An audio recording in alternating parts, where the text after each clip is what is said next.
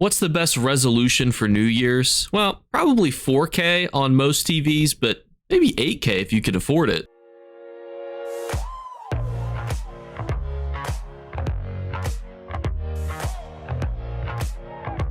What's going on, YouTube? Today we're going to break down the Pan-Tamriel celebration event from January 23rd through February 4th.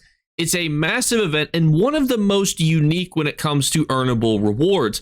We're going to break that down all in today's video, as well as talk about some other really cool farms that you could do during that event and some things to keep an eye out for, because depending on your play styles, if you find yourself wanting to get more gold during this event, if you're an achievement hunter during this event, if you like to collect rare things during this event, there are so many options, and we're going to break those down. We break down this event. I also don't know why I did my intro on a random bridge inside of Cold Harbor, but please hit the like and subscribe button. Let's jump into it. And we also have some other events that we're going to break down in a future video, but just to give you the 1,000-foot overview from January 21st also through February 4th, so a lot of overlap during this event. There's going to be another Golden Pursuit to get the elf hero themed costume. Now, unfortunately, I don't know really anybody that supports the Thalmor, the Dominion.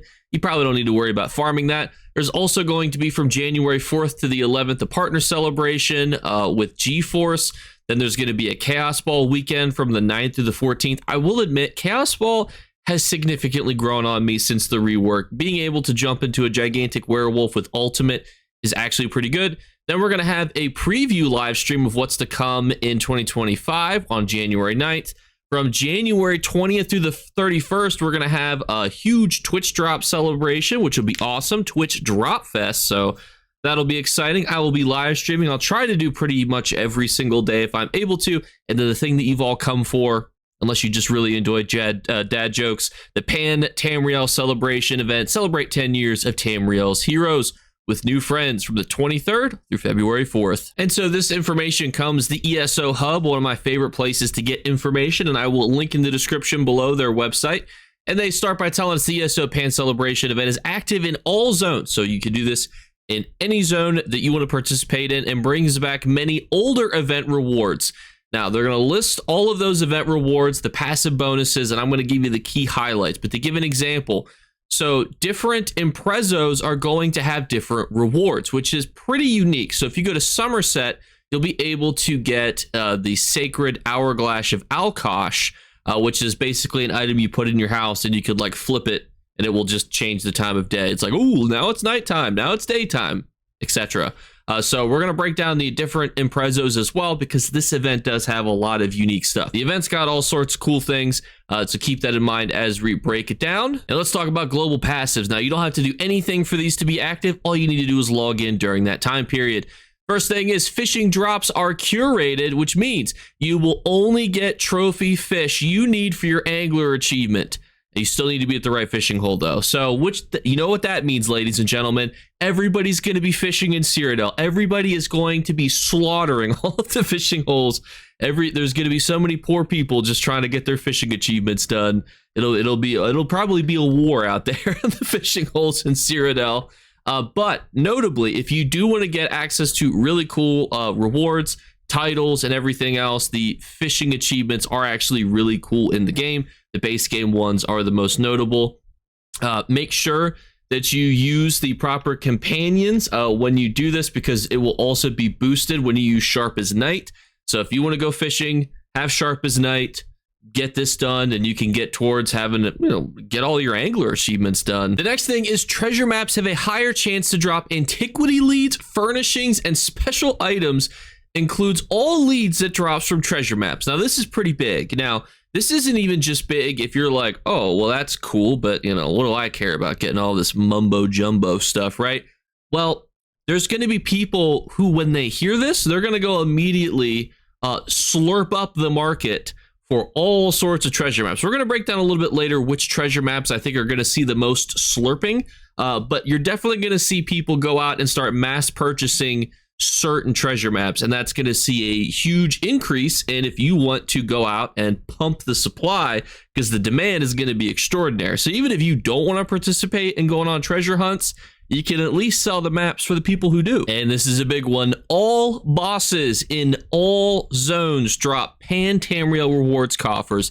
delve bosses, public dungeon bosses, final dungeon bosses, trial final bosses, world bosses, incursion events, all drop those coffers. Now, spoiler, because we're going to break down these things in order here, but you're going to be able to get set items that are tailored to that drop, meaning that you can go and you can farm dungeons at a faster rate. The sticker book can be completed at a faster rate from trials, dungeons, overworld content, if you wanted to do that. But if you just wanted to make money farming overworld content, you could do that. So tons of opportunities open up in just this little line of text here when it comes to the fact that we know that this is also going to include set items from how you acquire this rewards coffer. And thankfully, it's relatively straightforward. Get your 3 event tickets, literally just do anything.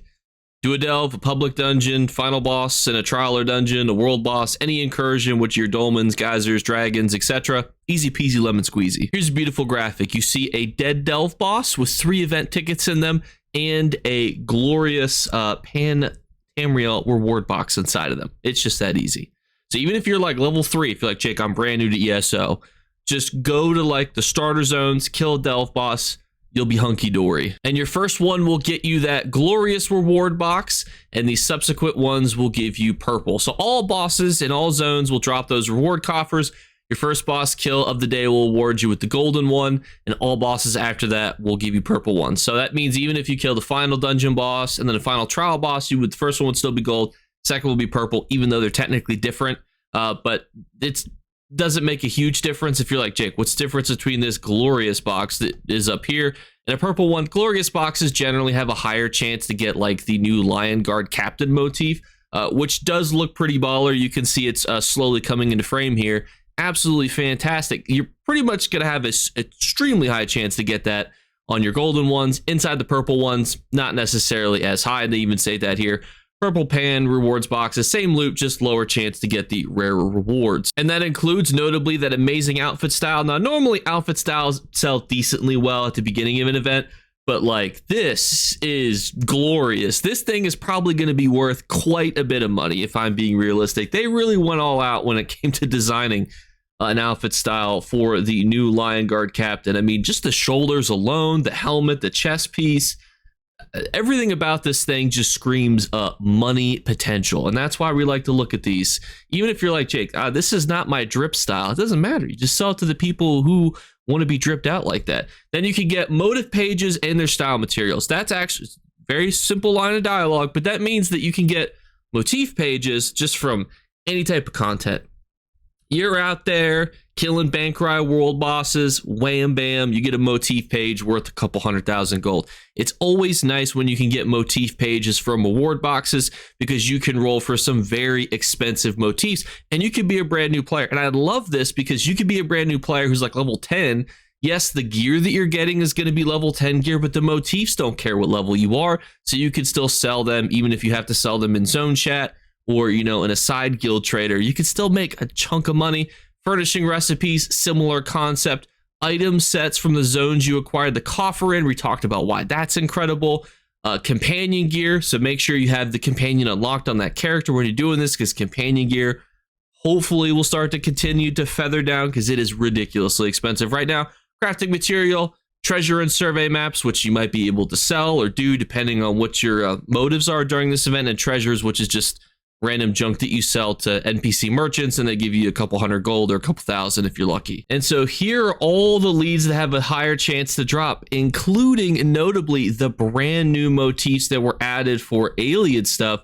So all of the things that you could get from different antiquities, including the tradable ones, there's a whole lot to break down in this here. So this is going to be its own section on what maps to farm. We're going to do that at the end, but again, this will be linked in the description below. So if you're like, ooh, Cliffstride or skeletal, you know, you'll be able to click on this, figure out where it comes from, but I'll give you the highlights here at the end where we break down some specific farms for you to do. Now, you're also going to be able to get some stuff that you were able to farm last year during the anniversary Jubilee event, including the True Flame sword replica, Staff of Worms, another replica that I can't pronounce, as well as a cool helmet, and another staff I can't pronounce that's also a very cool replica.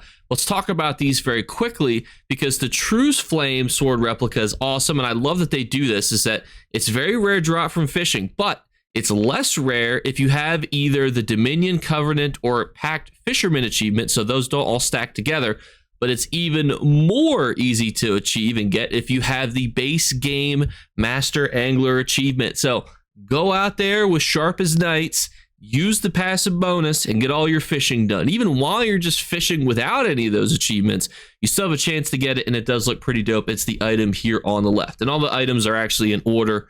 So the next one, Staff of Worms, is the one next to the sword. It's very rare from dolmens, but it's less rare if you have either the Dominion, Covenant, or Pact Shatterer achievement, which is just like, hey, could you like get rid of all the dolmens in our zones, please? And then it's, and if you do all the zones, you get the Anchors Away achievement. Those are probably the two easier ones to get. The next one is a very rare drop from Vardenfell. It's less rare if you have Defender or Morrowind achievement. And that one's not necessarily hard to get per se, but people are going to be farming the world bosses. It's hard to get a whole bunch of world bosses in a line, and kill them very consistently. And then the most annoying one that people have a little bit of PTSD from is if they have to get the Ulvar Staff Replica. Very rare drop from Geysers, but if you've got the Abyssal Devastator achievement, that's a little bit easier. And then it's an uncommon rarity if you have the Savior of Somerset achievement.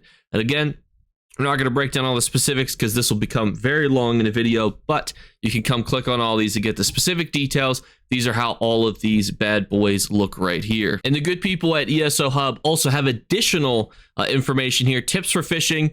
Make sure your champion points have real technique and angler's instinct, have Artaeum pickled fish bowls, and have your companion sharp as knights out. Also, other people's in the same hole increase the bite rate for fish. You can see one person 5%, 2 10%, 3 15, 4 plus 25%. You don't want to get too carried away though, because then obviously it's it's going to go away faster. Depending on how hard it is to find all of these fishing holes, it could be a bit annoying even if you are getting that bonus. So that one's a bit up to you. You could definitely do this solo. You don't need to stress about that. You will also be able to get this cute little pet thing. It's the Truth and Law pet, which looks really great on weapons. Didn't know that it would become a a pet that you could get, but for 5 event tickets, you'll be able to get 3 fragments for the new Stone Wisp of Truth pet. So for 15 event tickets, because you had to put 5 together 3 times, you could have this little swirly pet thing. And one of the ways that you'll be able to evolve that one in the future for 2025 is through a rune extraction customization action, which looks actually admittedly pretty cool. So you'll be able to morph it likely into a bunch of different things. I do like it as a base pet too, but it will be cool to see how exactly this looks here for ourselves. Now there's going to be quite a few other things that we're going to be able to get during this event, and this is going to be just your generic impresario items. You're going to be able to get the pet. We just talked about that. You'll be able to get the first fragment for the customization action. It's probably going to take 3 of those to be able to get the full customization action, so that's going to not be available at least until the next event. Then we're going to have that bound style page that you'll be able to purchase. That'll keep the value from going too crazy. And if you're like, Jake, I really want this helmet or chest piece and I ain't getting it, you just buy it for 5 event tickets. You'll also, if you just absolutely have been suffering farming geysers, guess what? You're going to be able to get the staff replica for 10 event tickets. It is a little pricey, but I know that there's a lot of people that were ripping their hair out because they just were not lucky. So bada bing, bada boom, 10 event tickets, and your suffering is over. I would not necessarily recommend group repair kits or guild commendations, but those are also purchasable as well. And the guy that stands next to the impresario, Phyllis, probably not how you say his name, he will sell some stuff from last year. So you have Doomchar Plateau, Sacred Hourglass, Soul Dragon Flame, and some other items as well, such as the Hide Shoulders ability. Now here's where it gets really interesting, is that the merchants just around the world have different items. For example, we have the Apocrypha Expedition outfit being sold in Necrom.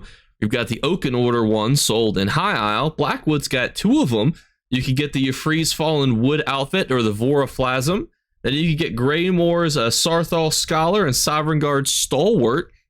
Elsewhere, you get Claw Dance Acolyte, as well as the Jazinji's Sir. Somerset, we've got Evergloom's Champion, Snowhawk Mage, Wooden Grave, Stake Fragments, Gloam Griffin Fledgling, Morrowind, we have Doctrine Ordinator, Slagtown Diver, we have the Bait Kit, we have the Verminous Fabrication Pet. We've got, they'll be selling all sorts of Indrakes during this event as well. You'll be able to get for the Nausicaan Indrake, the Spectral Indrake, the Dawnwood Indrake, Springtide Indrake Pet, and the Haunting Indrake Pet. So you can see there's quite a bit in this event, and I probably will need to do dedicated videos to some specific components of this because this video is getting to be a little bit long. Let's break down some specific farms that you may want to do during this event. Now let's talk about those treasure maps. We've been talking about it for a while. Which zones might you either want to offload all your treasure maps for a decent profit, or start digging them up yourself? Numero uno is Blackwood. Now Blackwood notoriously has some decent sets, but with Ancestral Akaviri being able to be farmed at a higher rate, you're going to be able to get some of that really nice looking motif style. Next up is High Isle with the Ancestral Breton motif, which is also going to be selling for a good chunk of change.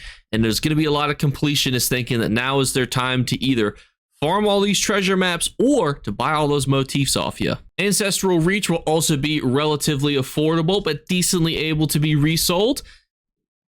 Give you $10 if you can guess where Ancestral Reach comes from. And from the motifs that I'm focusing on, we have Ancient Daedric from the Deadlands. Now, the Deadlands notoriously has had Ancient Daedric be decently expensive for how long it's been out. So I suspect that these treasure maps are going to be probably some of the ones that are most slurped up on the market. Again, whether or not you want to do them or not is up to you. Next up is Westweld. It's the newest zone. It also has tons of collectibles tied to it. So you're going to see a huge influx of items being worth a good chunk of change in this zone. So if you want to sell your treasure maps, probably the time to do so. But if you wanted to try to snipe some treasure maps from Westweld right now, also probably decently good because there's a ton of items that drop from here. And also the other one that's very similar to that is Apocrypha. Similar concept, newest zone, except for Westweld. Tons of really cool furnishing items come from here. A lot of people are interested in going and getting them because the rates are going to be exceptionally high. It's a great time to do so. If you want to be passively farming decent amounts of experience, even though it's not doubled in this event, and you want to try to be rolling for the Staff of Worms as well as some other cool items, just farm Dolems in Alakir Desert. It's a great farming option. If you also just want straight reward boxes, these 3 world bosses in Bankarai are some of the most farmed in the game. And there's an anchor here too that every so often you could just absolutely smack if you want to as well. And also, obviously, if you just want to fish, just go wherever you need to fish. Whatever base game zones you haven't done yet, fish off into the sunset. And it decently too, you're probably going to get a decent chunk of gold because you're going to be getting those fishing trophies relatively often, which would be pretty good for you as well. Hopefully it's not too competitive to get all your fishing achievements done, because I could see the world just becoming fished for crazy. Also, the perfect row economy is about to plummet. If you need perfect row, I would wait, because in the next few weeks, perfect row is going to plummet in value because it's going to be over farmed like crazy. When it comes to sets, though, that's going to be a video that I make as a dedicated video because there's just too much to cover. However, if you're a new player right now and you don't like that answer, I will link in the video description below a lot of people's websites that they use for build guides. What you can do there is go, okay, this comes from a dungeon. I'm therefore going to farm this dungeon. There's just too much content to cover, whether you're DPS, healer, PvP, tank, solo content. There's just way too many sets that are good in the game that come from dungeons or from the overworld that you could go out and farm and get extra of. So because of that, I'm not going to do that in this video, but I will make sure that the resources are below, and then I will make that a separate video just because it's important to know. But it will double the length of this video as well. But I'll try to make that ready for tomorrow, so that way you don't have to wait too long as to know which sets you should be getting in the mindset of like, I want to go out and get this specific one. But everyone, thank you guys so much again for watching. This has been a very long video. So as always, we're doing our 3 giveaway drawings. All you need to do to enter is leave a comments below. Tell me anything. Just try not to get it removed for spam. Second thing is just make sure you're subscribed /follow on Twitch and Twitter. And the third thing is look for a hidden word to be flashed upon the screen. If you're the first person to find and comment that word, you will win. Thank you guys so much for 20,000 subscribers. Huge milestone. I want to go into it more, but the video is so long. So I'll catch you later. Bye, guys. You better remember to like and subscribe to Jakeclips. Or you should. I might have to pluck your eyes if you don't. Or, better yet, I'll skip rope with your entrails. Do it now. Subscribe. Ta-ta. Off with you.